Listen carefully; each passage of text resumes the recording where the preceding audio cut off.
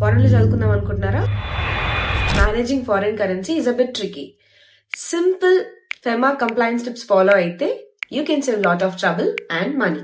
Abroad లో చదవటానికి, travel కి, అదర్ పర్పసెస్ కి మనకి ఫారెన్ కరెన్సీ అవసరం ఉంటుంది. ఒక ఇండియన్ రెసిడెంట్ ఫారెన్ కరెన్సీ వాడాలంటే LRS ని యూజ్ చేయాల్సి ఉంటుంది. That is liberalised remittance scheme ని వాడాల్సి ఉంటుంది. As per LRS, per financial year ఒక ఇండియన్ రెసిడెంట్ ఓన్లీ $250,000 యూజ్ చేయొచ్చు. ఈ లిమిట్ కంటే ఎక్కువ యూజ్ చేయాలంటే RBI పర్మిషన్ అవసరం ఉంటుంది.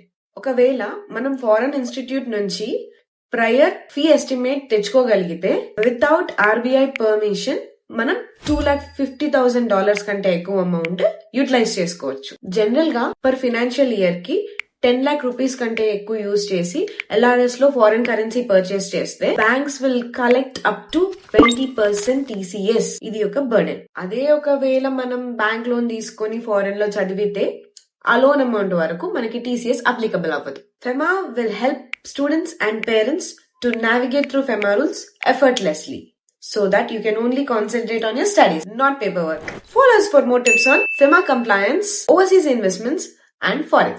FEMA Byte Advisors, simplifying FEMA, amplifying growth.